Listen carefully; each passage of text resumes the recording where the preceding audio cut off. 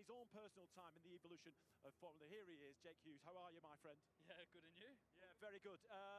Reserve driver last year for Mercedes EQ. We never actually spoke, but now you're third on the grid in the brand new McLaren Neon team. How do you feel? Happy, to be honest. It's been a good weekend so far, but to be honest, ever since testing in Valencia, it's gone pretty well for me so far in Gen 3 era. It seems to suit my driving style quite well. Why? Explain to us. I don't know, to be honest. It's just, I like a lot of a car that's on the nose, to be honest. What does that mean? A lot of front end. No. Last year, this team, as Mercedes, were very, very good at the races. They were exceptionally good at coming through the track. A lot of the same engineers, a lot of the same people. I mean, you've got to feel pretty confident where you guys are at for race pace. Yeah, I mean, we're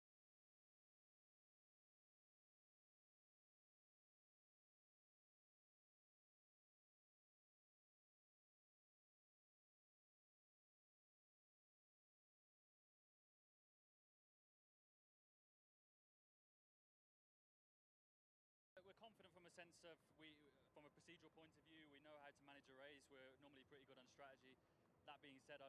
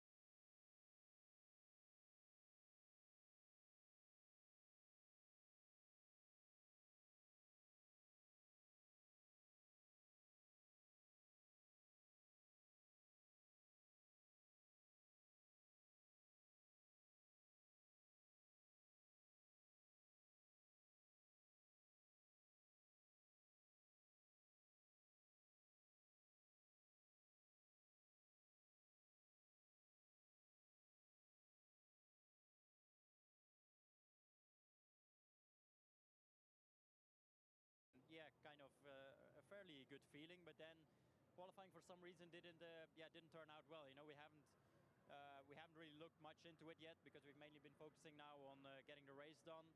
But a lot of learning to take away for the next race. So yeah, let's see. And just quickly, we just little chat, little discussion, lots of paper going with your engineer. Can you give us any insight into what you were talking about? I mean, it's just running two procedures. You know, I'm with a new team as well, so every team does things a little bit different, and you know, I'm just running through everything to get it all in my head before I start. Brilliant. All right then. Thanks very much, Stoffel van Dorn. Right, there we have. So let's see if we can get a quick word with René Rast, who is just about to put his helmet on. So I'm going to grab him very fast. René, how are you doing? Okay, it has been better, but yeah, P15 obviously is not ideal. Could have been better, but yeah, we take it and make the best out of it. We've still seen some great performance from the car. In fact, your teammate was saying that Jake Hughes that he wants to learn a lot from you over the course of this weekend. Three-time DTM champ, and of course you've been on the podium in Formula E before, but with a different team. But how much pressure is there coming into this race with the brand Neon McLaren behind you? It's not a lot of pressure, but obviously, as you say, it's a privilege to be McLaren driver, and we have Zach here, we have everybody here, so it's a big honor to be McLaren driver, and I can learn a lot from Jake. I mean, he's putting out stellar performances, so he's a very good driver, nice guy, and deserves to be there. So yeah, very happy, and hopefully we have a good race today. Brilliant, lovely. All the best, René Rast. Vernon, back to you. All right, here's one of my favourite drivers because he also loses his temper when he plays Call of Duty. Dan Tickton, welcome. I'm going to be honest with you, huge surprise for Formula E fans that you've put this car so close to the front. Yeah, it is. It's a big difference from last year. To be honest, ever since we started testing, I felt more confident in our package this year, and yeah, I think I delivered a pretty good result in quali. Yeah. All right, do you think you can move forward? Tough to say at the moment. Obviously, we haven't had many race scenarios with other cars, but I'm going to try and hold position and aim for a clean race. But one of the things that FE fans love and motor racing fans love about yourself is the fact that you never quit. Do you know what I mean? You can always keep going, and you love defending, you love attacking, so it's going to be a really entertaining race for yourself. Yeah, normally I would say quite exciting to watch. Yeah, I don't give up, you're right. Yeah. All right, well, you get in. I know you've got to get ready. Thank you very much, Dan. We'll quickly go and have a chat with one of our veterans in Formula E, Andre Lottery, if we can see him. Yeah, he's just here. Here we go. Come on, Matt. Big Matt. Andre, perfect timing, standing up. Thank you very much. Andre, lovely to see you, my friend. New team for yourself. How's it gone so far? Yeah, very good. Good team result with Jake in P2 and me in P4. So yeah, I think best team result from all of the grid. So let's hope we can finish both on the podium. I hate to say it, and I'm not tempting fate, but not won an FE race yet. Is this the team to do it with? Hope so. At least I'm going for it, yes. All right, there you go. Love Andre Lottery, really nice guy. All right, Nikki, where are you? They're clearing the grid. I'm not with anyone. Oh, good evening, everybody, and welcome to the first ever AHGP watch along. We're going to be watching, well, I'm going to be watching the opening round of the ABB FIA Formula E World Championship in Mexico City. Welcome along.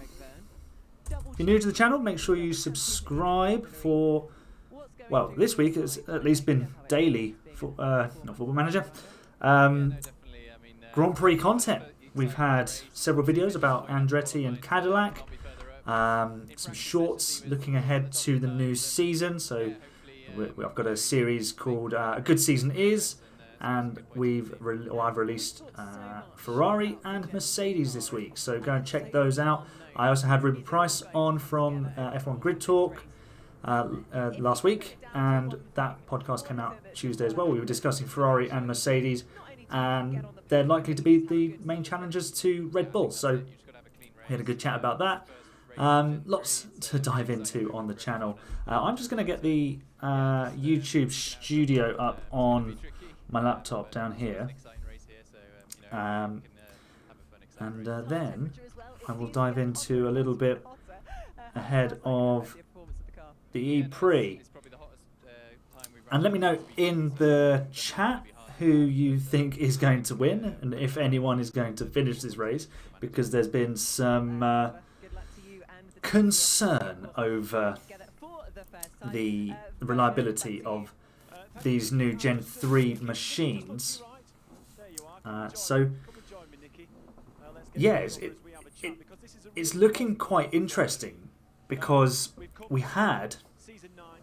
I watched practice 2 this afternoon, and Jake Dennis in the Andretti car was looking rapid. He actually had the fastest lap time at one point, but it was deleted for track limits, and he was fast again in qualifying, but he damaged his front wing in his quarter-final duel, I think it was, so that hurt him. He still beat Jake Hughes in his semi-final, but then an error, or 2 errors, in the final against Lucas de Grassi gave the Brazilian pole position.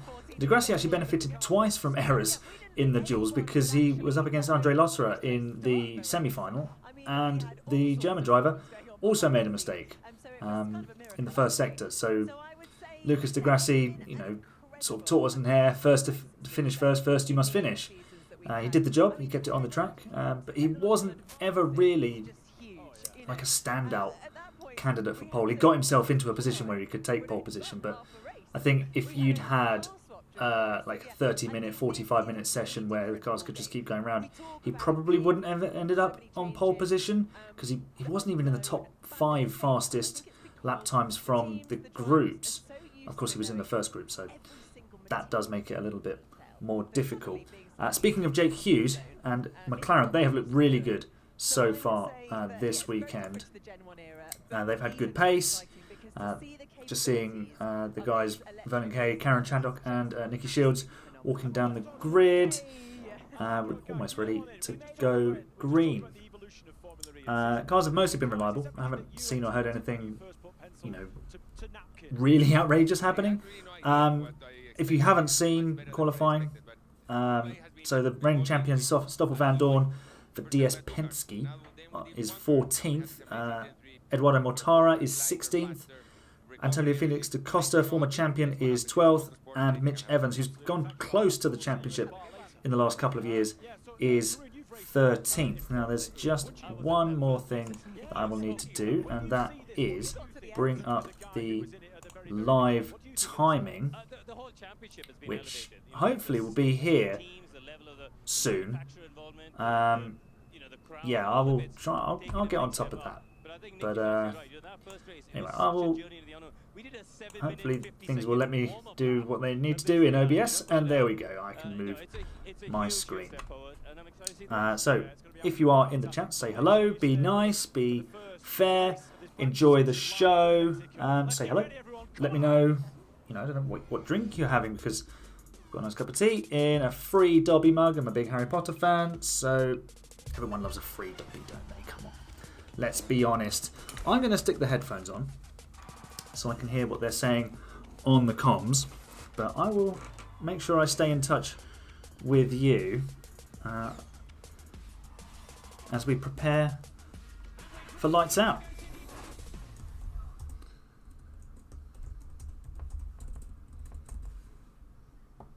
So we're just minutes away from the start of the Mexico City E-Prix of 2023. The grid is cleared. You can get involved by scanning the QR code and play the Formula E predictor, and the grandstands are rammed.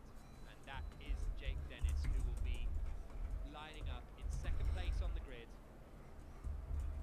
A real surprise to see the Avalanche Andretti team right at the front of the field with the Porsche powertrain in the back of it. They worked non-stop over the Christmas break.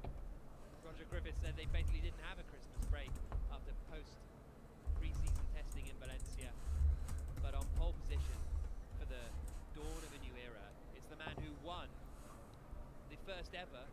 Okay, so there's a little poll on the chat. So let me know who you think is going to win this E-Prix. And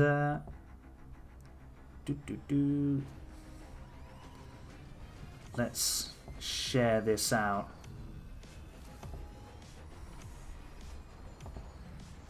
On the old Twitter sphere. Here in the oldest capital city in the Americas, a new era is about to dawn at the 2023 Hankook Mexico City E-Prix. We have new teams, new drivers, a brand new. So they're just taking us through the new teams. Trademark action in the opening round of the ABB FIA Formula One World Championship. And we are here at the circuit Hermanos Rodriguez. And now through the circuit. Season 2, attack mode is in the Foro Sol Baseball Stadium, where tens of thousands of fans will be watching on. Turn 1 will be one of the main overtaking points on the circuit. There's a new chicane at turns 9, 10 and 11, which again could provide an overtaking opportunity, but then the Foro Sol is where all of the fans are, and the exit of turn 15 is where attack mode is placed for this afternoon's E-Prix. My name is Jack Nichols. Alongside me in the commentary box is the former Avalanche Andretti driver Oliver Askew, and this is the starting grid. Bird and Roland are on the back row. Robin Price making his first race for the app team in 19th place, just ahead of Norman Nato.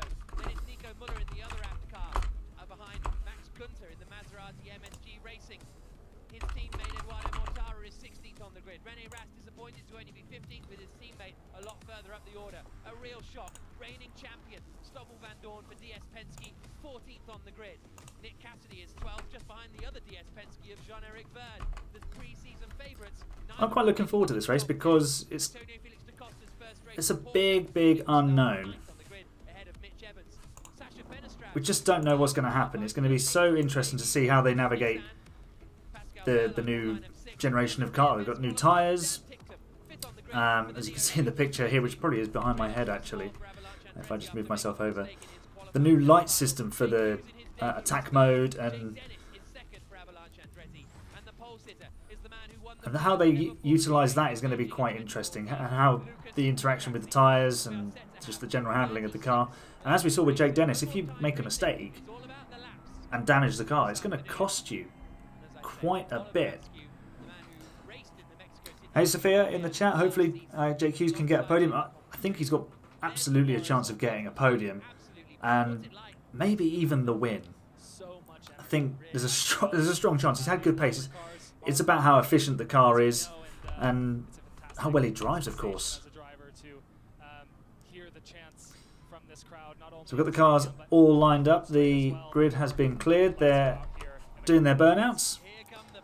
We're going to strap in for the start, and then I will try and get the live timing up on the live stream for you.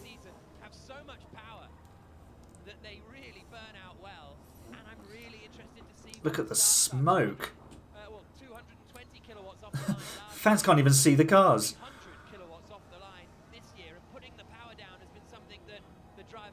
Can the drivers at the back even see the lights?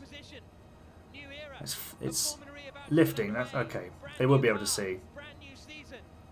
Here we go then. 3, 4, 5 red lights. And it's go.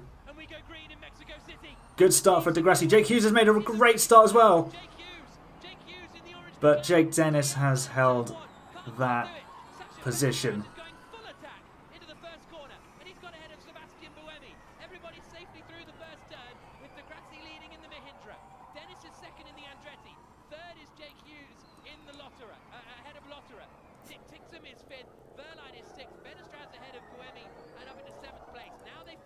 Cassidy's falling down the order there, down to 14th. Van Dorn's up to 13th.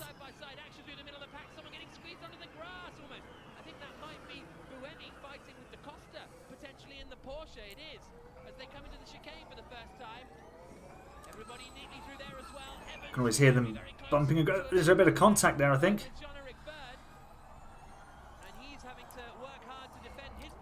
It's so difficult to tell which car's which now because I'd learned the colour schemes. But now they've all changed them. The only one that really stands out, well, the Andretti is bright red. That's quite straightforward. But the McLaren, because it's bright orange, there is a yellow flag. Robin Fries has dropped to the back. So I'm wondering if that is him. Let's see if we can get the live timing up. Here we go. We'll get some live timing up for everybody. Put myself over here. What has happened to Robin Fries? He has stopped, and we have a safety car. So, very decisive action taken by race control. Let's get this blown up for us. There we go. I'm going to make myself a bit bigger as well. There we go.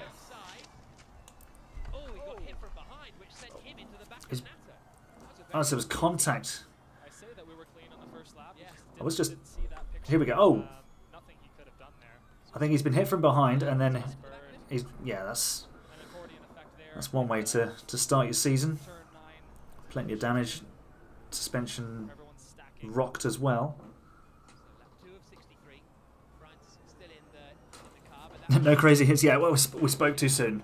We spoke too soon. This is Formula E after all. Expect contact. Expect anything. Bit of debris on the racetrack.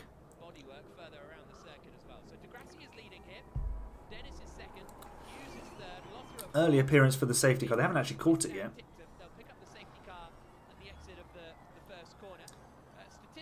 Sophia, what do you think of the new graphics for Formula E? I think they're an improvement because I remember last year struggling to actually see them at times. I mean, my eyesight's not the best. You can tell just because I wear glasses. But just the colouring and the contrast on the screen, sometimes it was very difficult. It was very small. But this one's got a bit more punch to it. It's much brighter. I really like it. Brazilian fans will take the positive. Yeah. Lucas de Grassi has fantastic memories here. One of the most epic finishes in Formula E history, passing over our line. Let me know if the race gets extended one lap or not. So there's, I've just noticed as well, we've got 36 laps in the top left corner. I didn't know if that was a rule change or not. Talking about the race distance, so Lucas de Grassi said about extending the race by a lap.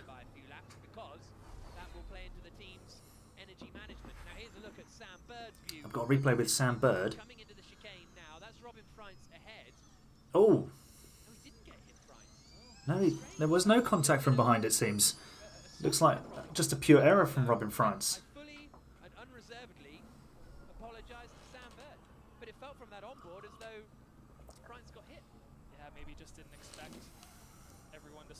Just that concertina effect, isn't it? You see it all the time. You know, opening lap, everyone's close together. Someone gets on the brakes a little bit too hard, you're too close, you don't see it. You know, it's the sort of thing that happens literally to everybody. You know, you can do it on the motorway sitting in traffic.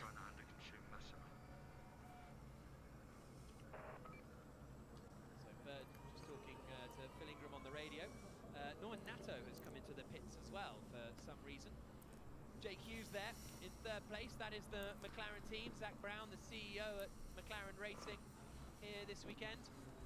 Norman Nato is retiring in the... Apparently Norman Nato is retiring as well. Maybe he's got damage on the rear from France. And the McLaren man, Jake Hughes, in third place. And it's a new entry, McLaren.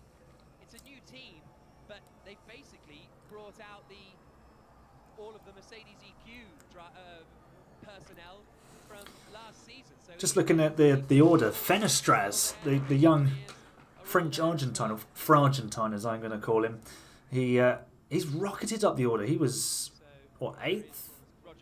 Was 10th, maybe? No, he did get into the duels, didn't he? So he's jumped up 1 place. He was very aggressive on the opening lap. DaCosta's up 3 places to 9th. Mitch Evans is up 3 places as well. Cassidy's dropped down the order. Sete Camera is 12th. Not quite sure where he started. Van Dorn's still 14th. Mortara 15th.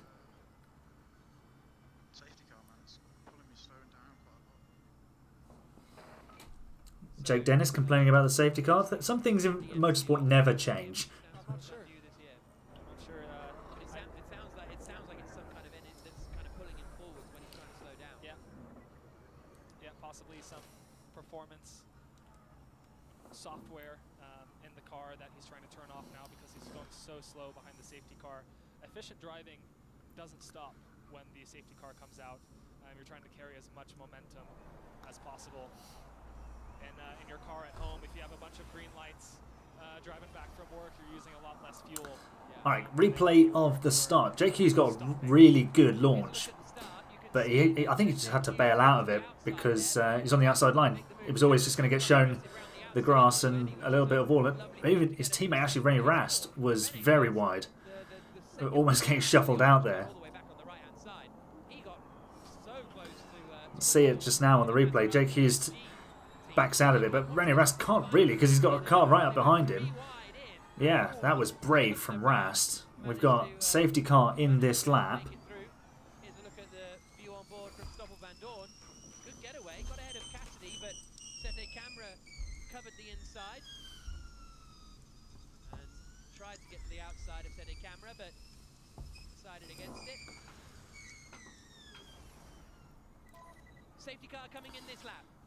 So we've had, what, 4 laps behind the safety car? I'm just looking at that barrier on the inside in the stadium. Do they have to have the really long double, triple left-hander? Could they not just produce a tighter hairpin with a bit of a braking zone there? Just thinking, you know, braking zones breed overtakes. But here we go. De Grassi drops the accelerator, and here we go. We're back underway. He's got a really good launch. That's a really good restart from Lucas de Grassi. You should expect that. He's very experienced, after all. And absolutely everyone's setting a fastest lap.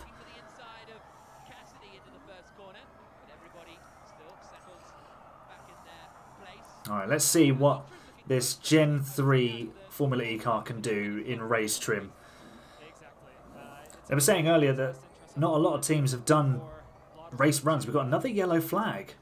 Sam Bird's dropped down to last. Has he gone off? Can relax a bit more, potentially save some energy and focus on the race. Team radio? Oh, he said the drive shaft has gone. So that's another retirement. Verline's got up ahead of Tictum. That's going to be another safety car. He's stopped on the inside of turn 2. That's just a pure failure, I think. Sam Bird's had an absolutely terrible day. The car broke down at the start of second practice, and they had to change the whole rear end of the car. And it was very, very difficult for him in qualifying because he'd had no time to really get laps under his belt. The car wasn't set up properly. We've got another safety car. And because Sam Bird's day has just been capped off, he is out of the race. Three retirements already then. How many make it to the flag in this race? This should be quick. They can pull him backwards into the pit exit. We should be able to get going again. Oliver Askew saying it should be fairly quick. You can see it's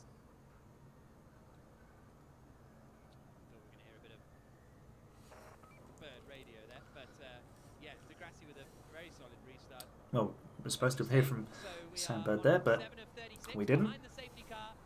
Another safety car.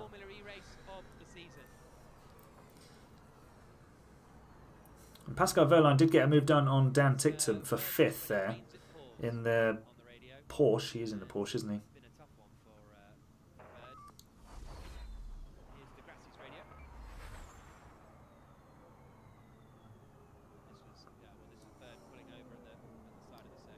just on acceleration out of turn 1. I think the sound as the Jaguar breaks down.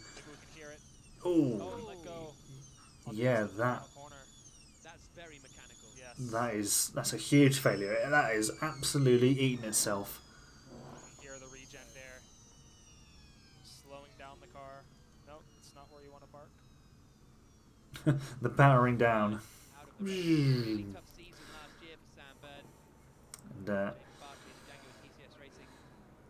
well, that leaves one Jaguar in the race in Mitch Evans. He's in P10. Safety car restarts. Upon restart, we will need to stay sharp regarding attack mode. So they'll need to stay sharp regarding attack mode. So this year you get 4 minutes of attack mode. So instead of running at 300 kilowatts, you get to run at 350 kilowatts for 4 minutes during the race. You have 2 intervals in which to do that. So you can either do 2 minutes and then a bit later another 2 minutes, or you can do 1 minute and then a bit later 3 minutes, or 3 minutes and then a bit Yeah, later. 2 failures in one day for Sam Bird. Not the way he was hoping to open the 2023 campaign. Thanks for the comment. Whoa, HIV. Well, that probably just set me up for some sort of silly joke, but that's fine. Yeah, not the start that Sam Bird would have wanted for his 2023 campaign. He had a Lewis Hamilton sort of record because he's competed in every season of Formula E and he'd won in every season until last year, where he went winless. It was Mitch Evans who was dominant in that Jaguar team. And again, Evans immediately has the upper hand because Sam Bird has just had a rotten day. So, yeah, he's kept the helmet on. That's the universal sign of "do not talk to me." On what they decide pre-race, what the plan is going into the race. Jake may take attack with Grassi. He may try to do the opposite and save it for later. But once you So most of this race has been run behind the safety car. Not the exciting opening we were hoping for. From the first attack sequence. So it's going to be interesting to see here. It's the first time we've had this attack strategy in Formula E. It's good to see the Mexican crowd actually out in force to support this race, even though there's no Mexican driver. And obviously, if you're a fan of Formula One, you'll have seen the partisan support for Sergio Perez. Talking of whom, he is the channel's driver for this year. So I did the F1 personality test, and it produced Sergio Perez as my answer. So safety car and convoy of cars through the pit. Oh, they must be moving. The cars are going to go through the pit lane this time in The order Jaguar? to avoid the recovery vehicle. Recovery vehicle on the track. That would explain that. But that is a good sign because it means that we should be going There could be a racing the possibility next that lap. the safety car could be coming through. Yeah, the safety car is coming through. Mate, the safety car is coming through.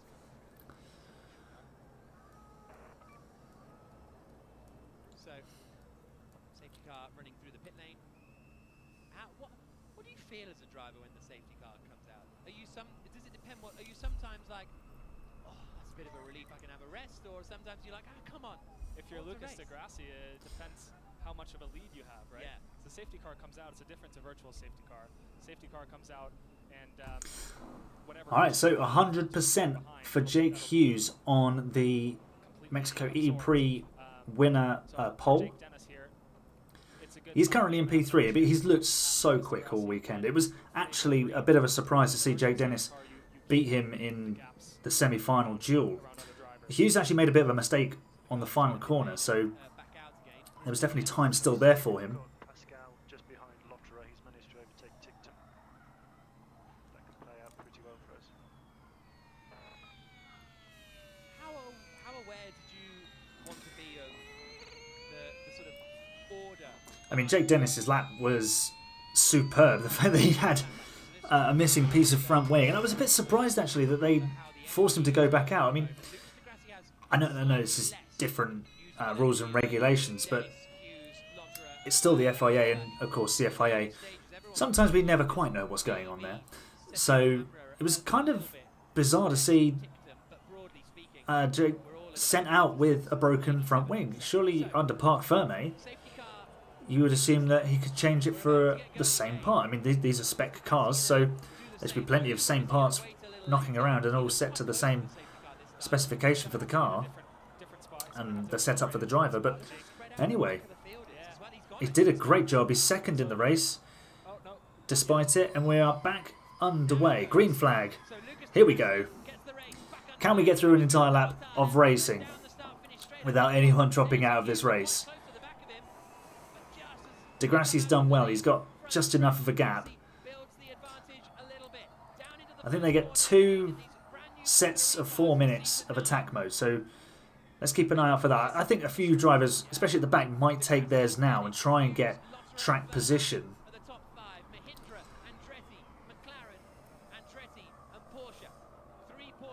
Crazy how Jake Hughes is outpacing his more experienced teammate. That is a bit of a surprise, but Rally Ras is a decent driver, but I wouldn't say he's a top-line Formula E driver. And I think Jake Hughes has been kind of not limited, but he's not been given the opportunity to really showcase his talent, and now we're seeing it. You know, the pace that he's shown this weekend, absolutely excellent. Dan Tictum even said it after qualifying. He deserves this opportunity. He's quick, and he's showing it. And here we go. Nick Cassidy and Van Dorn have taken attack mode.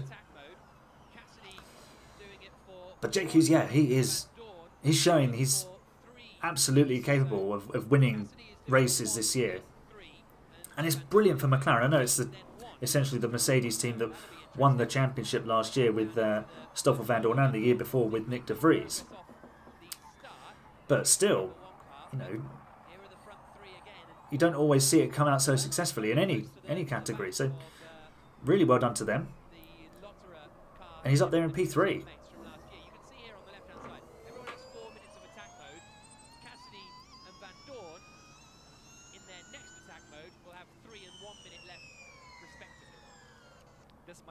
This attack sequence might trigger drivers in front of Cassidy and Van Dorn to start going through those loops. They are now on the outside of the stadium section, last year on the inside, so you do lose a bit of time, potentially a position or two. So you want to build that gap behind before you take the attack. Jake Dennis is going for attack mode. I don't think he did it there. They said on the radio to do it. Mortara's in attack mode. Vern has taken attack mode as well. I don't know, a few seconds. Like it's not a huge delay on the radio message. I don't think he took it, but it might be this lap. Here we go with Van Dorn. Van Dorn and Cassidy, the world champion, down the inside for 13th. And Jake Dennis has got the lead. Jake Dennis has taken the lead. He's absolutely mugged Lucas Di Grassi. How has he done that? And they're squabbling. They're side by side. Here comes Jake Hughes. He has the door shut on him, and Lotterer's there. Here we go. This is what we've been waiting for. It's all about to kick off. But Jake Dennis has caught Di Grassi napping there a little bit and lunged him at turn 3, kind of out of nowhere. They're saying on the commentary it was down at turn 3, so let's see. Let's wait for a replay because I think it is just he's jumped down the inside of him. None of the top guy. Who is that? That was Mitch Evans taking attack mode, and he retains 10th place. Yeah, good timing from the. Is he Australian? I think he's Australian. And someone's actually going in the pit lane. Dan Ticktum has got a drive-through penalty. Oh, the Neo 333 team. They've been doing so well.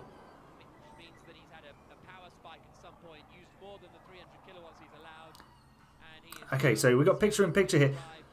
Oh, what a drive out of the first corner Dennis got. Di Grassi made a mistake. Dennis just got a brilliant launch as well and just nailed it down the inside. And he's clearing off. Look at the gap that he's got. I'm not sure Di Grassi's got the pace, you know. I think he's holding them up, and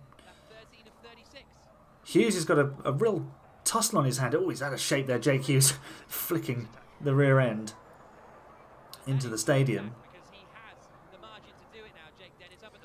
Dennis does take attack mode now.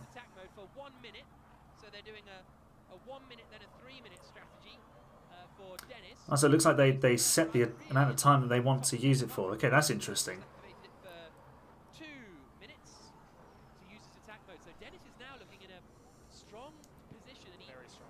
Yeah, Dennis is in a good shape here because, well, if he can pull away with that bit of attack mode, he'll have 3 minutes left next time to, if he loses track position, to come back at them. So it's a good decision. It's going to be a real strategic element to this. Di Grassi being told to try and go with Dennis, but that's easier said than done when the guy ahead is in attack mode.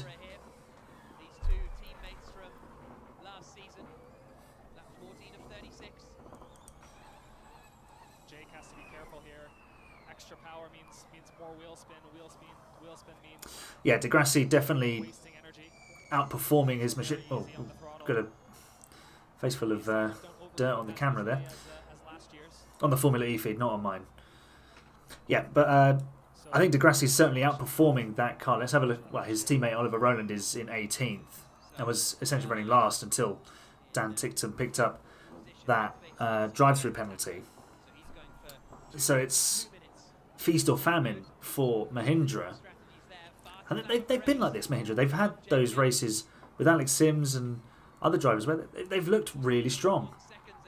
And then it all seems to fall away, or the next race, they're just so up and down. There's no consistency. Talking of consistency, Jake Dennis at the front. Getting some energy mode information.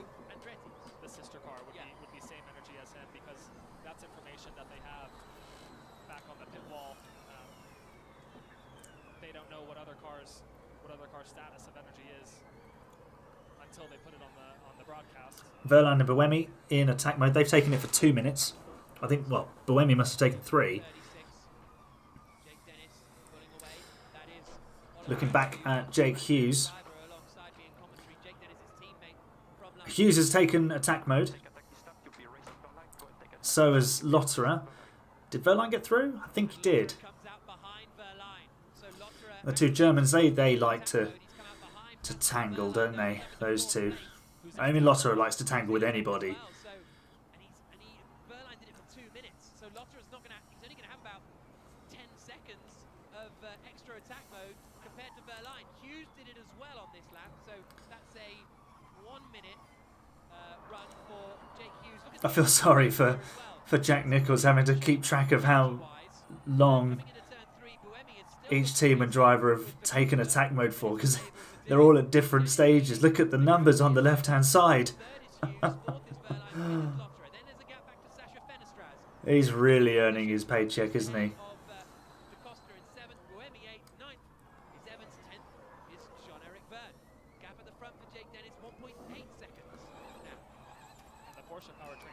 Could I see Jake Dennis being a world champion? Absolutely. He, in his first season, when he was with was it BMW, when they were powering one of the teams, he got to the last race and he was in contention. He'd won that race in Valencia where no one thought the being at the front was the right place to be, but he'd led the whole thing. I think that was the day after where De Vries won because everyone else ran out of energy and the race was a lap longer than they thought, which was classic Formula E, absolutely hilarious. But yeah, Jake Dennis, absolutely. I mean, if he can deliver on a consistent basis, we've seen it. He's got the pace, and he drives so well around London. They're the last 2 races, so if he gets there with a chance, you know, he's the Nigel Mansell of Formula E, isn't he? Because he goes to London and he gets all this extra speed, and he just loves being on home soil. So, absolutely, definitely, this could be his year, because the Andretti team, they haven't looked particularly great beforehand, but what they're doing now, you know, all that matters is what you do in the races.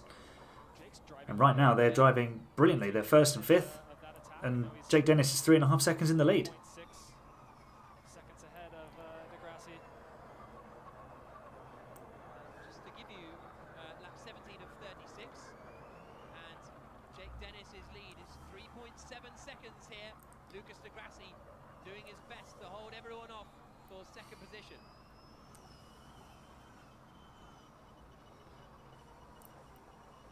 On board with de Grassi, running in 2nd, looking back at the cars chasing him, and comes across the line, loses another 0.4 of a second. The gap for Dennis is almost up to 4. Yeah, London will be very, very interesting. It's such a cool track, isn't it? At London, of course, I'm biased because I'm from London. I don't live in London anymore, but that's where I grew up. So seeing the XL Centre be used with the part indoor, part outdoor circuit, brilliant. Ah, Mortara's in the wall. Oh, a poor weekend is capped off in the barrier for Edo Mortara. Maserati haven't really performed as expected. Here we go. Where is he? Is he? Oh, he's just lost it midway through the corner. Oh, that's a really poor mistake for such a high quality driver. Yeah, does he clip a bit of the curb on the inside? Didn't see. Maybe a bit too much rear locking. Yeah, that's a poor error. And a 3rd safety car. Not what Jake wanted to see. No, that's true, because he was, even if he was, and that kind of, well, he's got 3 minutes of attack mode left as Jake Dennis, but that's taken away his entire lead. But he does have track position and he does have the pace on de Grassi. But then the tyre cooling, and I don't know if they have graining with these tyres. Well, I suppose that they're brand new, aren't they? Hankook. So we'll have to wait and see. It's a voyage into the unknown. They're going to find out a lot today. Of the race, and is waiting to get recovered once the safety car comes out. Just be aware that the car might shut down. Be aware that the car might shut down. Oh, so Lotterer, I think, has a bit of a problem going on inside his Andretti, and so the team are just making him aware of the problems. This is Mortara's 4th time in the last 5 races that he's failed to score points. The one race he didn't fail to score points, he won. Such a hit and miss last few races, I have to say, for Eduardo Mortara. He is okay, and the car will be recovered as quickly as possible. So Andre may have an alarm that he's reported back to the pit wall. Okay, so Nick Cassidy is out of attack mode. The top 3 all have 3 minutes left. Wehrlein has 2 minutes left. Lotterer 3. Fenestra has 3. Mitch Evans has yet to take attack mode. He's still got 4 minutes of attack mode left. And will need to undergo an operation here in Mexico. So sorry to hear that for Robin Freitz. Hopefully he can be back for Diriyah, but we'll wait and see. Sam Bird had a sort of similar incident last year, and that put him out for Seoul. There is Eduardo Mortara making his way back to the pit lane. Okay, so we banked quite a bit there. Mode 1 is going to help us out with the restart to make the most of it. And Dennis being given some information on the radio. That Robin Freitz news coming from the team. So apparently Robin Freitz has injured himself in that accident. That's a shame, because he's a good driver. I wish him well. Worth pointing out, we do have an hour's time limit on this race as well. So it's laps or 1 hour time limit, whichever expires first. And we'll of course keep you up to date with that as we go. Everybody going through the pit lane now because of the recovery to Eduardo Mortara down at the first corner. The Andretti team saying that same level Andre as does Hughes, have an same issue. level as Hughes. Okay, 1% less than Pascal, 1% less. And it's been given the updates on energy around him, and there you can see the updates for yourself. Grassi really working hard to try and keep that position, isn't he? Using energy at the moment, but as I say, the other Andretti, the team are trying to work through the problem. He does have an issue, but Still plenty of energy left for these guys. Everyone bordering around 60%. Jake Dennis has actually got the most out of the top 3. But there's not too much in it. I know 1% of energy is fairly significant. I mean, 2% of energy can be the difference between making the finish line and not. Jake Dennis is leading the way. Grassi second, Hughes third, Wehrlein fourth, Lotterer fifth, Fenestra's sixth. Safety car coming in this lap. All right, safety car coming in, and we will get going for hopefully the last 16 laps of this race. Still plenty to unfold in this. It's so difficult in the pack here. We are same energy than Wehrlein, 1% more than Hughes in front and 2% more than Grassi in front as well. So Wehrlein are down on energy. All right, so Jake Dennis is backing them up. He's gone early, I think. He's got the jump on Grassi. That's a really good restart. Went early, went clean, and he's gone.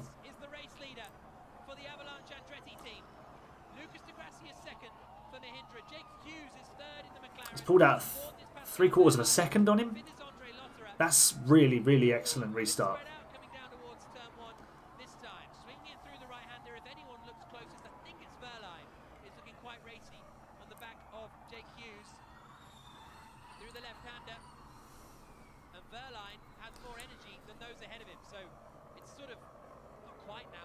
Wehrlein all over the back of Jake Hughes.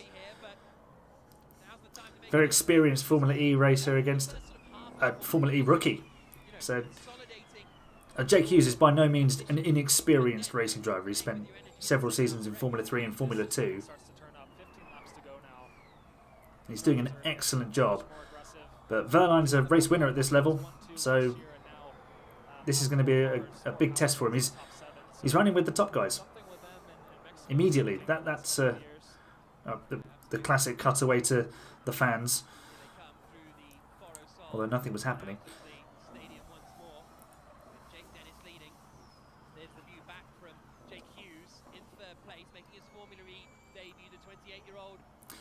Ticktum's gone for attack mode.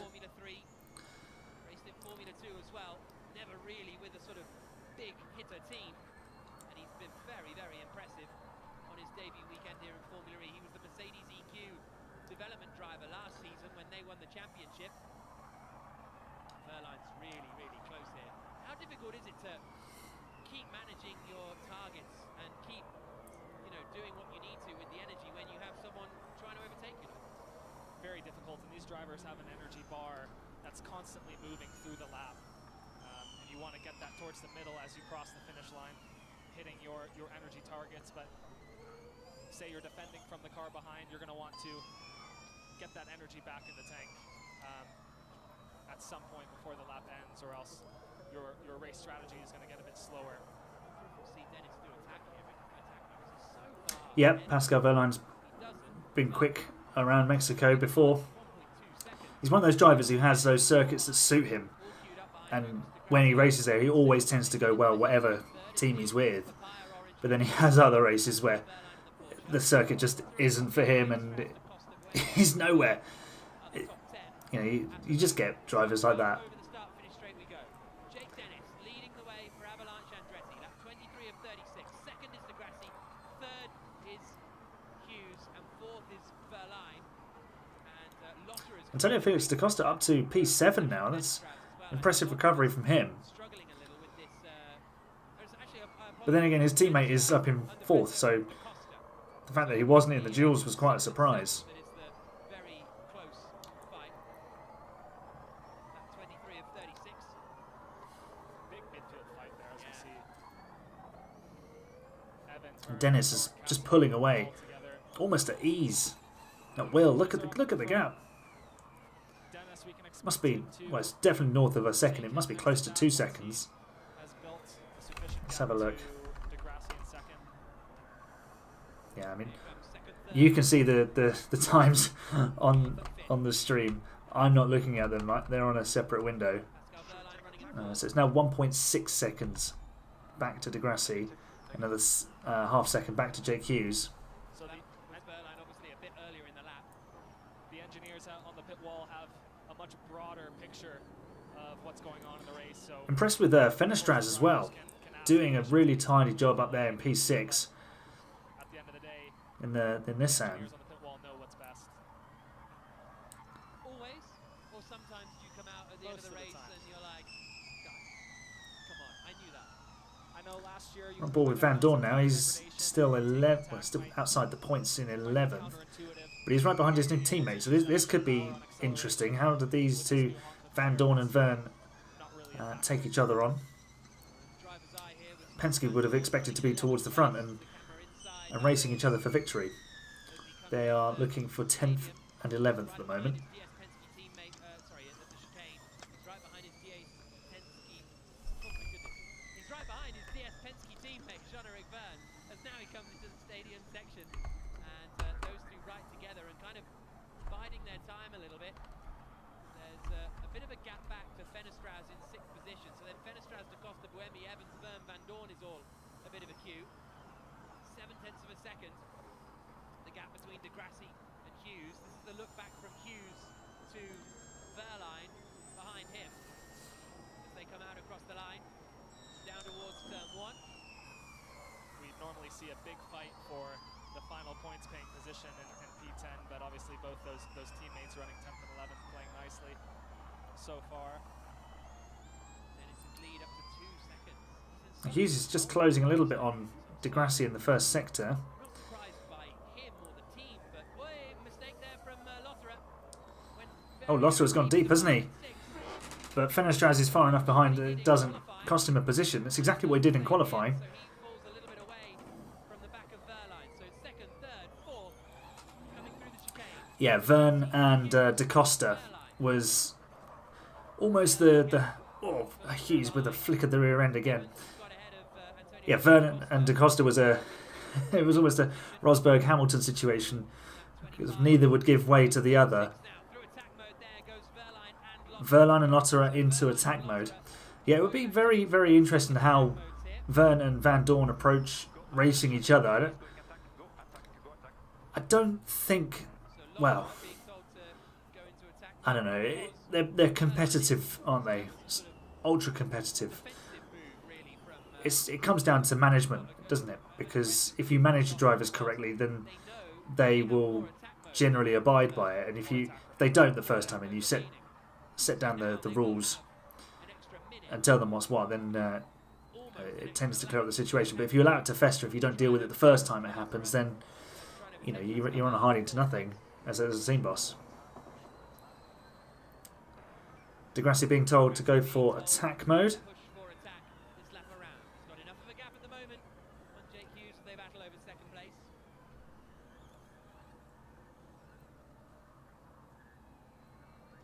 No, Van Dorn is much more placid in that respect. He's much more amiable. But there was a bit of friction at times between him and De Vries, mostly from De Vries. I think De Vries didn't want to give up that podium in London, did he? But Hughes has lost the place to Wehrlein.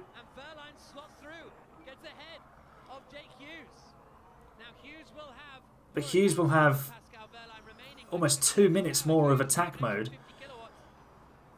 So he might just get that position back. Wehrlein sneaking through there. Multiple podium finisher here in Mexico City. So making a bit of progress now.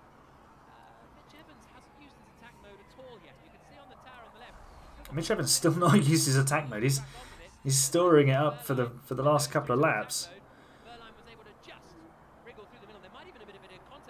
Yeah, is there a bit of... Oh, just a shaving. A little bit of contact. But Wehrlein's now out of attack mode and will probably come under pressure.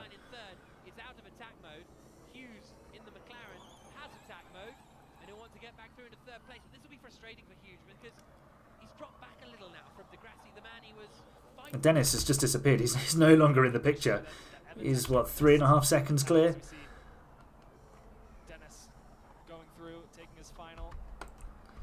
He's just taken his final attack mode under absolutely no pressure. You were in the team last year as Jake Dennis's teammate when he had these dominant weekends, like in London and stuff like that. And when he gets a lead like this, it's kind of unstoppable. You get that confidence as a driver. Yeah. You feel unbeatable, and it turns into performance on track. Yeah.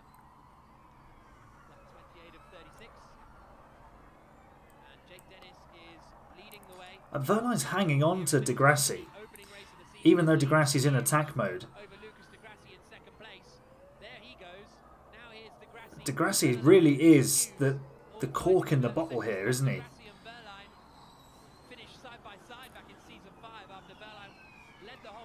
And then Wehrlein's just hanging with him. You'd expect De Grassi to have pulled away, but he just hasn't.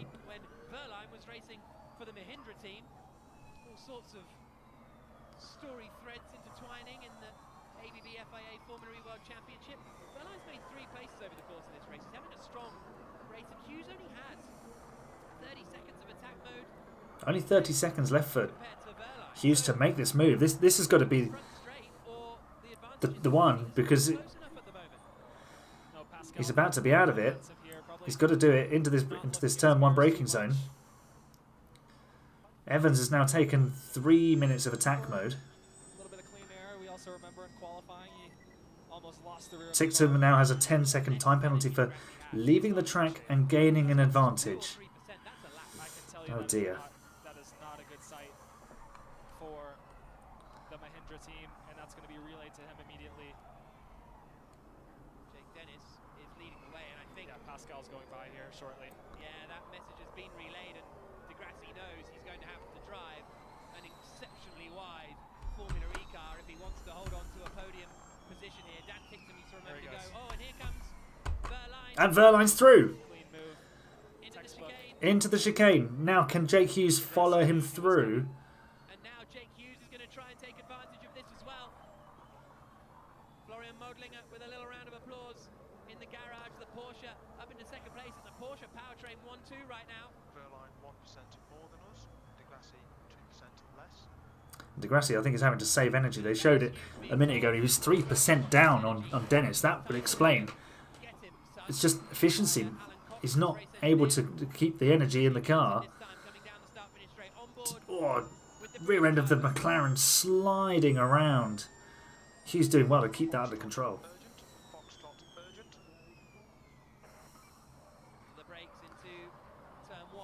stay onto the brakes, onto the brake pedal. On regen. And I think that Foxtrot urgent means you've got to get past this guy. Yeah, look at Verline. He's just cleared off from Grassi. Message that they used as Mercedes last year.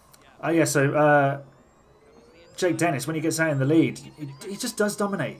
And that is the sign of a good driver. I mean, there is also a way to look at it in terms of Valtteri Bottas syndrome, because when Bottas was in the lead, excellent. He'd have those weekends where he was just almost untouchable. But they were very few and far between. If Dennis can string these sort of weekends together and mix them in with, you know, 4 more podiums and consistent top 6, top 8 finishes, he'll be right in there for a championship this year. Grassi's still 3% less than Verline. Hughes only 1% more than Grassi. Disappearing up the road time and time again today.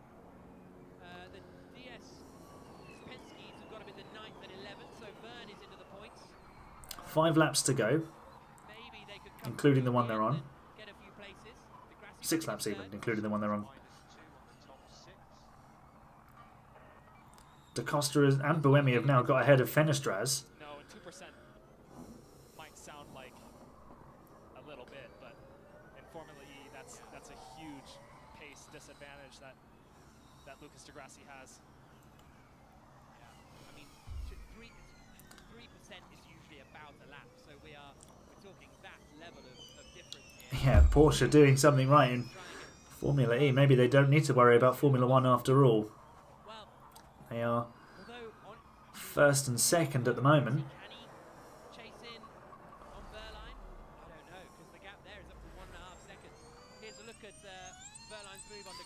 So here you go. Pascal Verline lining it up. And Pascal La Vista, baby. Down the inside. Neat and tidy. Excellent move. Through the final corner, lap 32 of 36. Jake Dennis is lead, 4.2 seconds. Same energy to the leader. You've got 2% more than the car behind. So just focus on efficiency, mate. Now here's some fighting further back. Da Costa is just ahead of Fenestraz.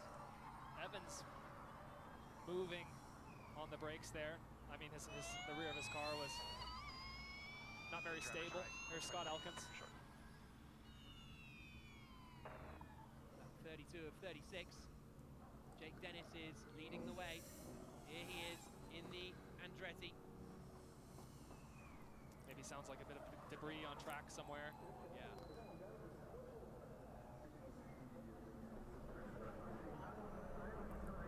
4.3-second lead up at the front for Jake Dennis. Let's have a look at the time gaps. So Dennis is 4.5 seconds in the lead now, and Di Grassi is 2.5 seconds now behind Verline. Hughes needs to get through. He's, what, half a second back? 5 tenths now. Lotter is on his tail as well.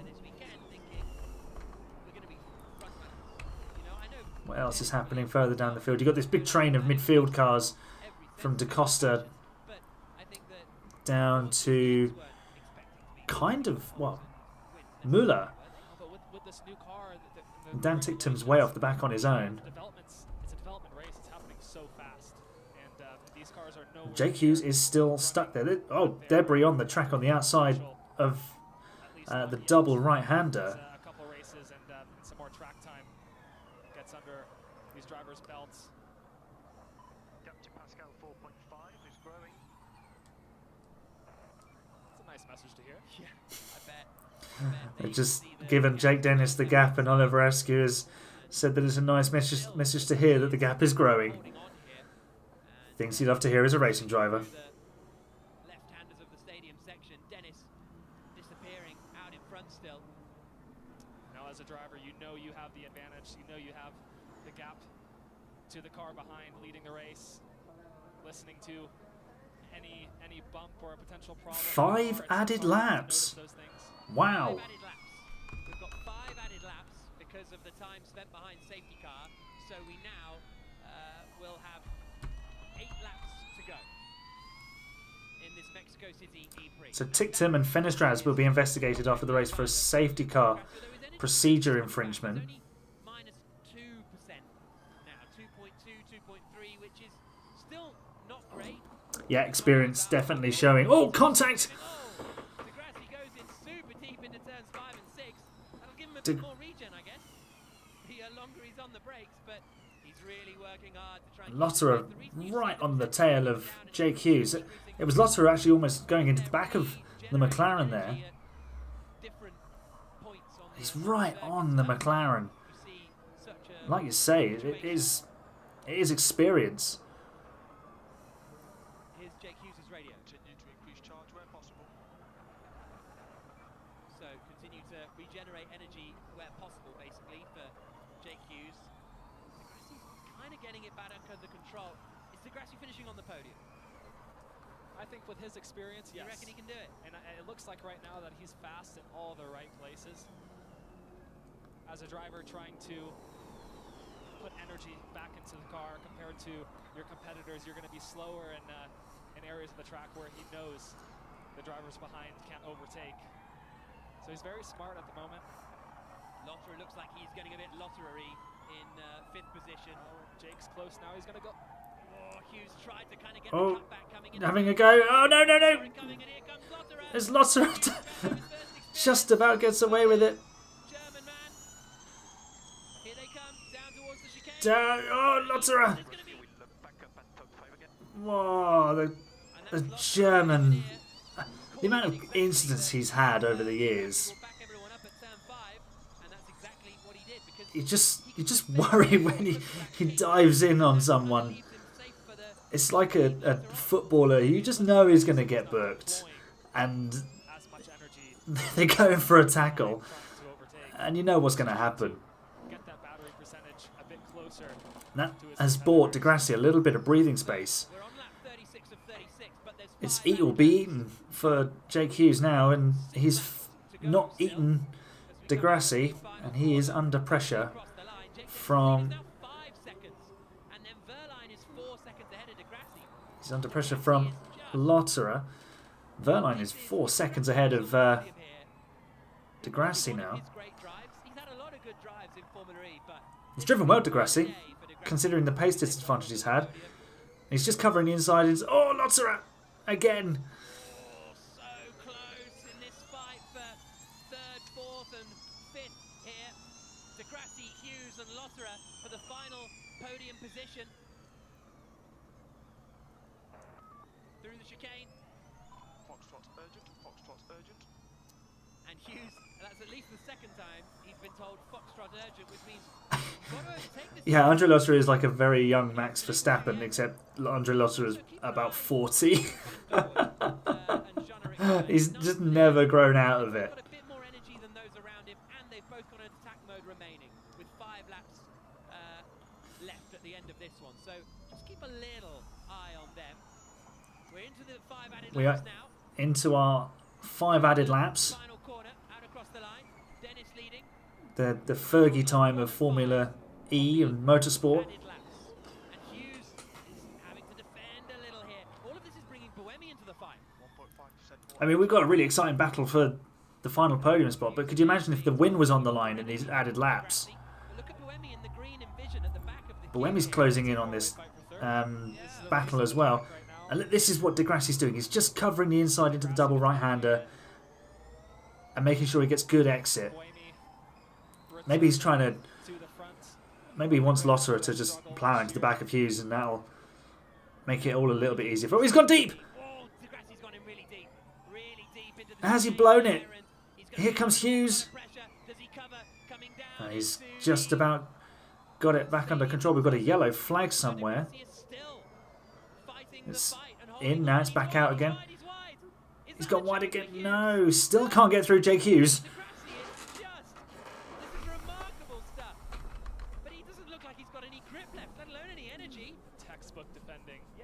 Got a yellow flag somewhere. Yellow flag at turn 8. Is anyone dropping down the order? Can't see. Maybe there's just a bit of debris down there. He didn't go in deep into the chicane on purpose.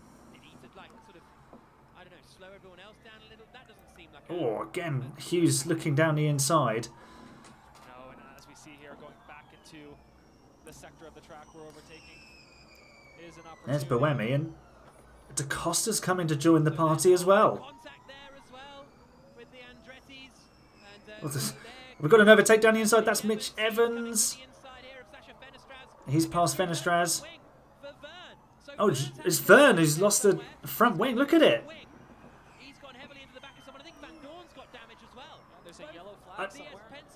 There's the debris.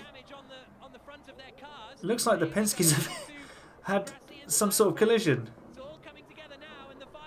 Really leaving it all on the track, yes. Just taking that literally.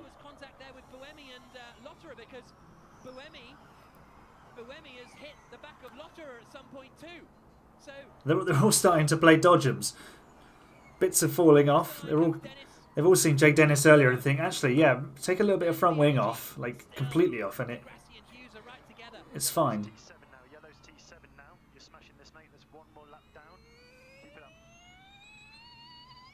And Dennis just totally in control. René Rast has pulled off. And there's his teammate Jake Hughes, still looking for it. There's René Rast on the right-hand side. Oh, Roland and Rast. Oh, here goes Jake Hughes this time, maybe? No, the yellow flags. Couldn't do it. Oh, how can you... You're damned if you do, damned if you don't with the safety car. They have the full course caution. They could have done that and cleared the track. This, not sure that's really acceptable. The queue for third place. Absolutely remarkable. On board with Buemi, who's at the back of this queue in 6th position. And Grassi's got a bit of a gap to Jake Hughes now as well, as they come around the final corner to start the penultimate lap of the E-Prix.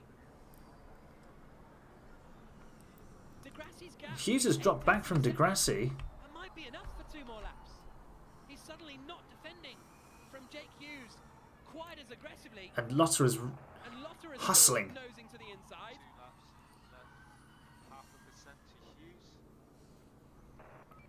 He's done a remarkable job here, Lucas de Grassi. Absolutely remarkable. Still 2 laps to go. Make that a lap and a half. Still yellow flags out, so you can't overtake into the chicane. De Grassi might just be all right here. Oh, here goes Buemi having a look. From Buemi, but again, that's into the. I think the debris is still there. So I think the yellow flag is still there at turn 8. Yeah, absolutely. It does show how close Formula E is. Oh, here comes Lotter looking to get even closer. It's not really an overtaking place, is it? That's a place where you go for it and you make contact.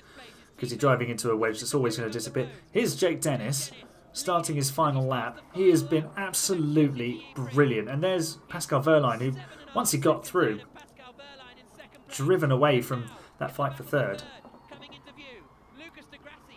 And de Grassi for third. He's done brilliantly. Hughes defending into turn 1, radio.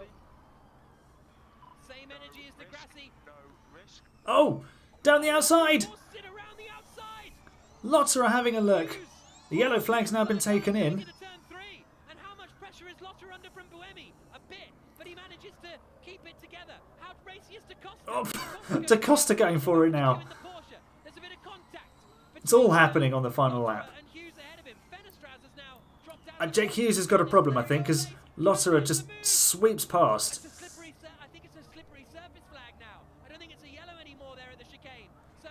Hughes is just lacking energy. Yeah, he's backed right off. He's less than 1%. He's trying to make it to the flag. Jake Dennis, though, brilliantly wins the Mexico City E-Prix. A brilliant, brilliant performance. Dominant Dennis. That was superb from Jake Dennis. And Pascal Wehrlein takes second. Lucas Di Grassi somehow is going to take third. A fabulous performance from Jake Dennis. Andre Lotterer fourth. Jake Dennis fifth.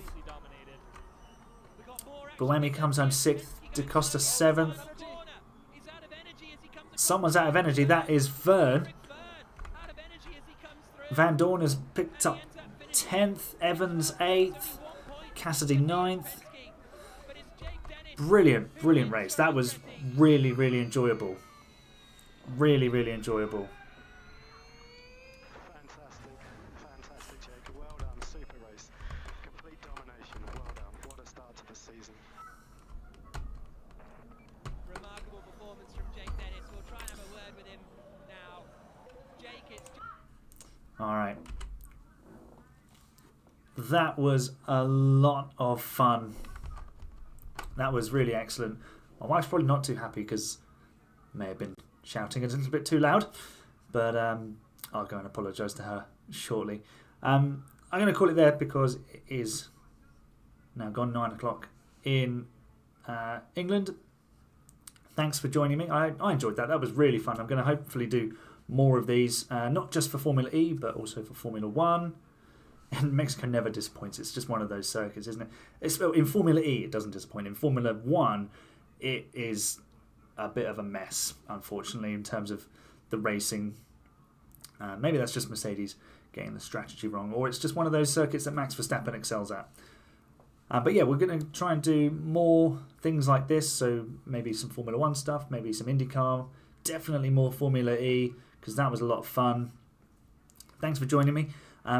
Go and check out the rest of my back catalogue of videos and shows. So I've been doing some stuff on Andretti Cadillac. What else have we been doing? We've done...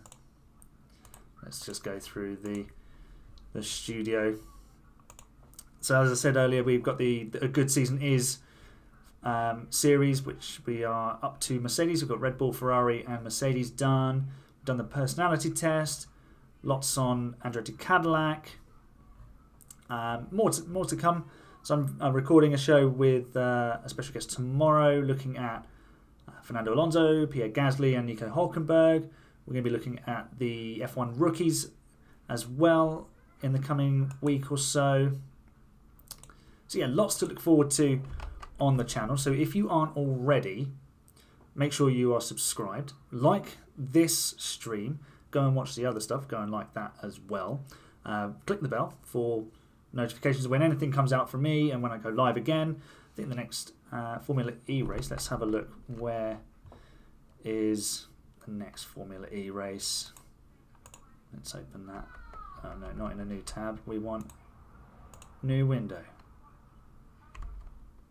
Okay, so we are Diriyah in a couple of weeks. It's a double header, so there'll be 2 live streams that weekend. 2 races to watch. Yeah, that was a very good first race. An excellent performance from Jake Dennis. Rate his performance out of 10 in the comments. And well, yeah, thanks very much for watching. If you enjoyed, like, subscribe, and stay tuned for more Grand Prix content. And make sure you follow me on Twitter as well. They're all up here in the top corner that way, over there somewhere. You know where they are. You can see them. Yeah, thanks for watching. Thanks for joining me. That was really, really enjoyable. And I'll see you again soon. But for now, it's